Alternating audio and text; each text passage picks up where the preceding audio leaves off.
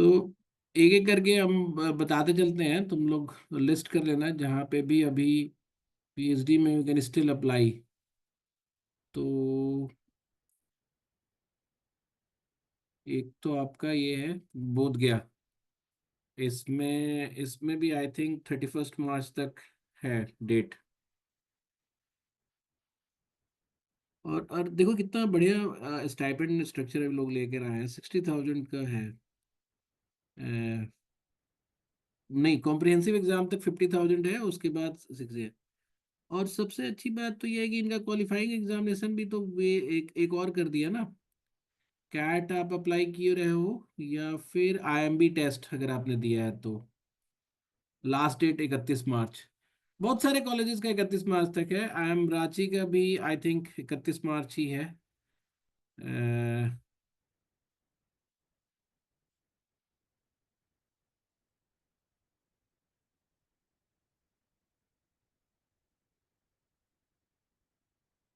अगर ये देखा जाए, एक जस्ट सेकंड।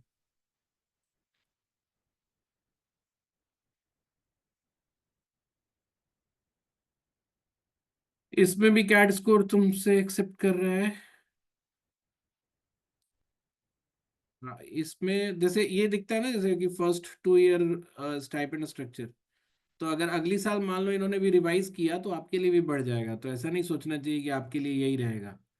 तो जैसे मान लो कि अभी इनके पास प्रेशर तो होगा ही कि बाकी सारे आईएम्स बढ़ा रहे हैं तो आप भी बढ़ाओ।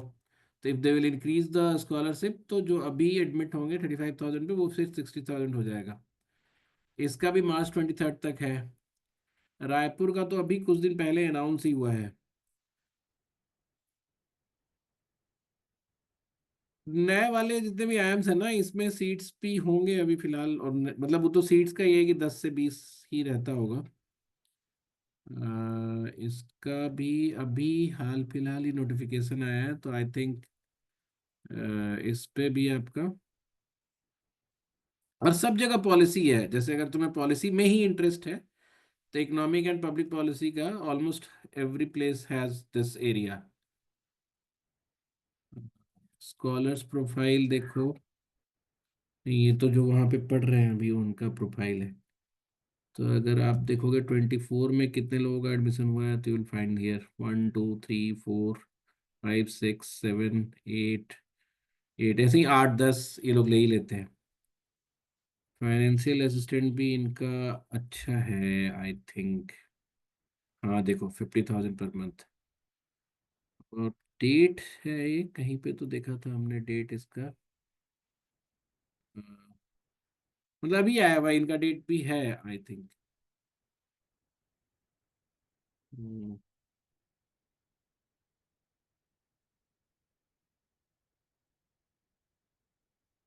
डाउनलोड ब्राउजर, एक सेकंड। पॉलिसी एलिजिबिलिटी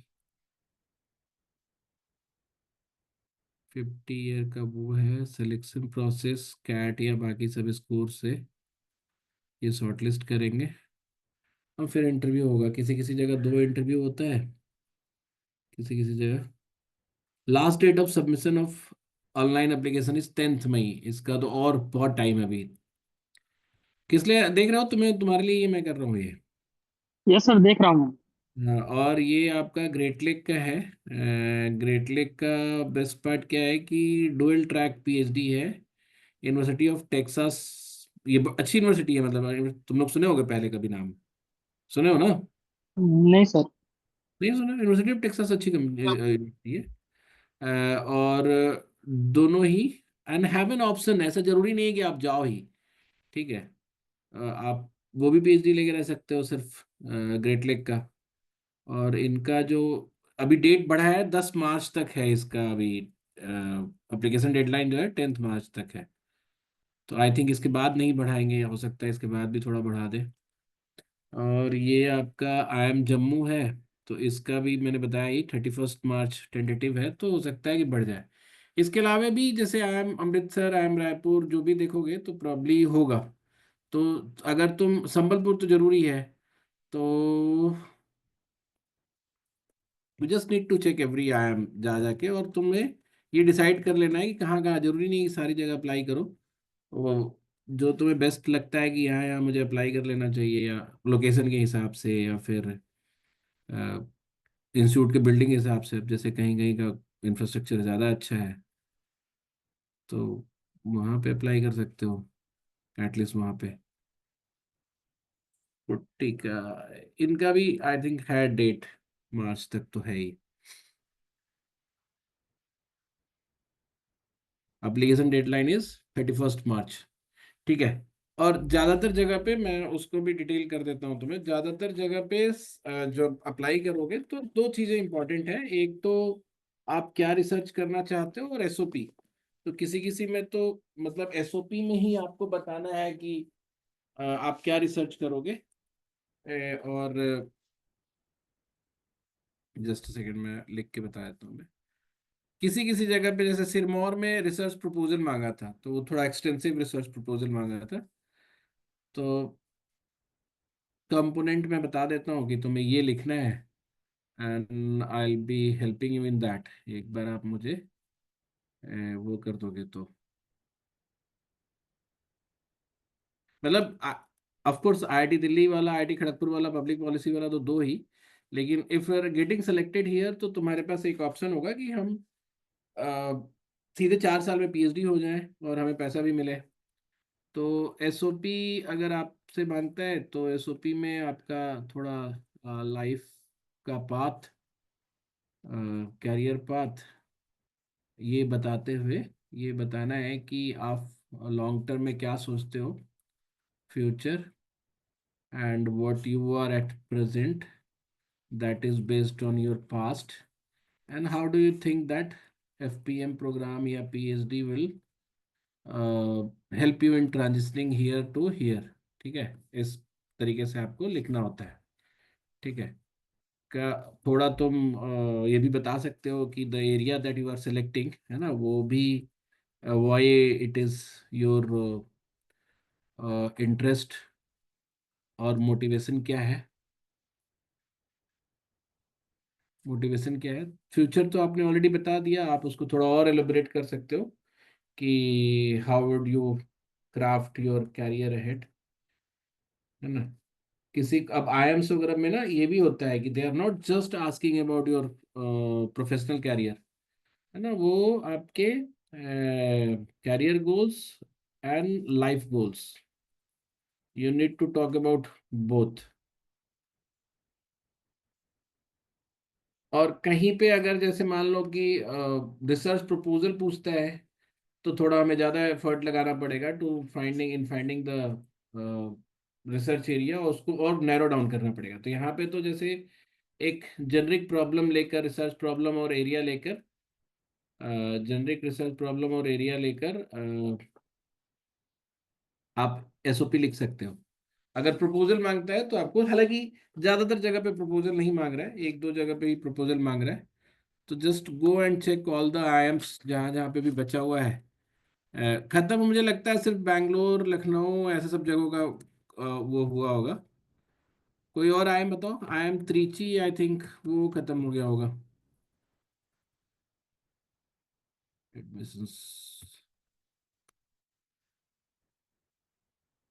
अच्छा, उसको खत्म हो गया तो उसको तुम लोग खुद देख लेना। मुझे जिसका उम्मीद है कि अभी तक होगा, मैं वो देखता हूँ।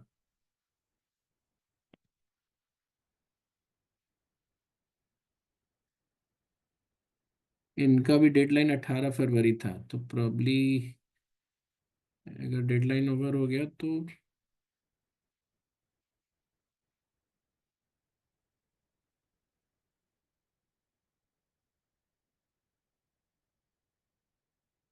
28 फरवरी तक था।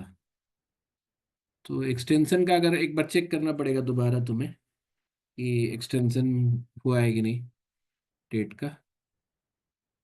लास्ट डेट ऑफ एप्लीकेशन यहाँ पे 28 फरवरी नहीं है, तो शायद एक्सटेंड किया भी हो, क्योंकि ये तो खुल रहा है। तो रजिस्टर करके आप देख सकते हो कि ये लोग दे रहे हैं कि नहीं ऑप्शन। काशीपुर वाला भी अप्लाई कर सकते हो।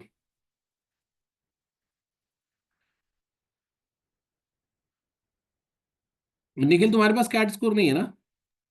नहीं सर, रहता तब तो फिर तो और अप्लाई कर। हम्म,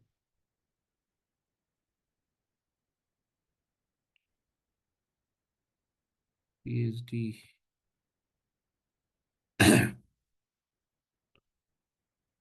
इनका भी डेट शायद खत्म हो गया था, अभी देखना पड़ेगा।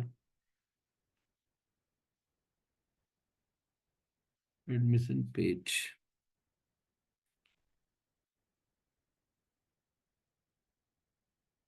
इसमें देखो, इसमें यहाँ पे भी लिखा हुआ है, तो इसका मत अप्लाई करना। इसमें 80% आई लाई और जस्ट मिसिंग बाई 1%, ठीक है, इसलिए तो ये छोड़ सकते हो। Okay sir. हम्म।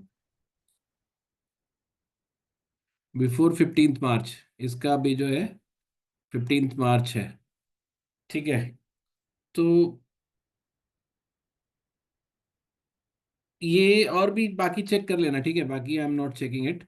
लेकिन एसओपी आपको ये बस इतना ही, कि आपको ये रहे कि एक सब्जेक्टिव राइटिंग करनी है, बाकी you need to just put all the details, ठीक है। कहीं कहीं पे आपका रिसर्च का और एसओपी अलग अलग है, कहीं कहीं पे एक ही साथ है, तो वो हम आपको हेल्प कर देंगे इन राइटिंग दैट, ठीक है।